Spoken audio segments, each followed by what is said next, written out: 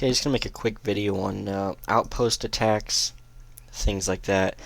A couple strategies when you're attacking outposts that don't normally apply to cities. And again, having the audio problems here, so recording the audio separate, things not always going to sync up with the sequence of what you see in the video.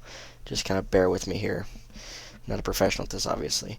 So, one of the things I do when I'm attacking an outpost is I use what's called a placeholder attack. When an outpost is under attack, even if the attack's 12 hours out, that person cannot relocate the outpost. So what I will do is I will send the slowest troop I can find, which in the game is an impaler. If you don't have that, you can use the vampin.net guides, to find the slowest troop, and it'll show that here in a second in the video. So basically what I do is it takes 15 minutes because this outpost is practically on my doorstep, but if it's across the map, it generally can take like 8 hours for that thing to march. So this shows you the troop speed, so you know what the slowest troop is. So I send this one troop attack, and it doesn't really matter what general I'm sending. I don't ever plan on letting the thing hit. And this outpost is now pinned in place. He cannot relocate out the outpost. Now flip over to Fat John here.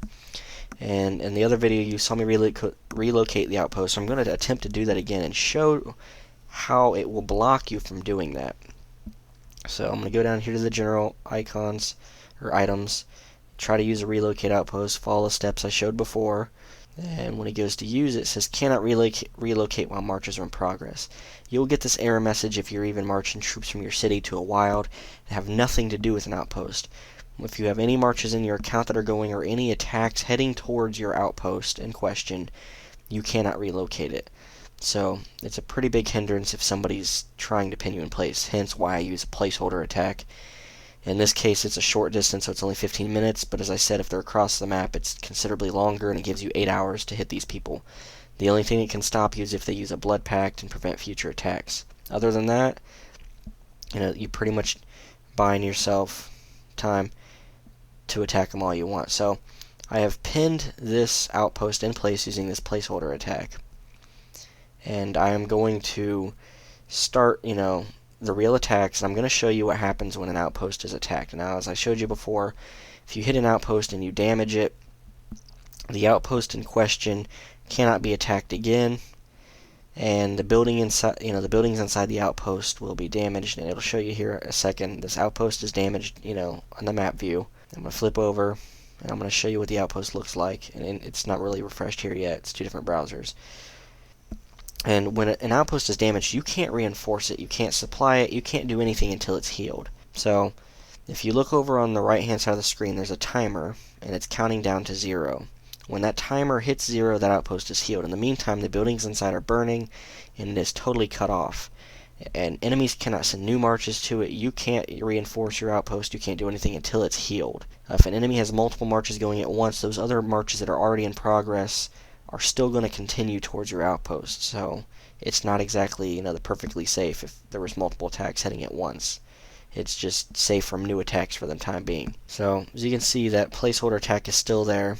The enemy can't relocate the outpost yet until he heals it, and my attacks are done marching towards him. So as you can see here, he's pretty limited in what he can do right now.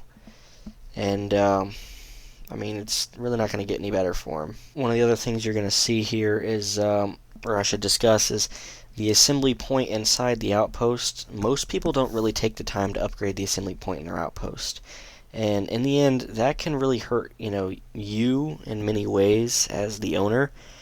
You can use blood packs to protect it for a little bit, as I'm showing here on the screen, but the assembly point allows multiple troops to be stationed in an outpost. A level 1 assembly point allows one army to be stationed there. A level 2 is 2 armies. A level 10 is 10 armies, with a maximum of 1 million troops stationed in an outpost.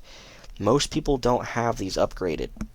So what you'll find is if, a friend's outpost is being attacked, or your OP buddy's outpost is being attacked, and you go to reinforce it, and you send 3 marches and only, 1 stays, the other one's turned back, their assembly point hasn't been upgraded. So if you want to be able to best protect your outpost, or best allow others to help you protect it, you need to take the time to upgrade the assembly point. And what I have found, searching the map and all my experiences, Most players don't upgrade this. If you're a power player like myself, up in the 30 plus million power, you've taken the time to do it. I'm going to quickly show you here on my screen. And you can see the level 10 assembly point, and you can host 10 defensive armies.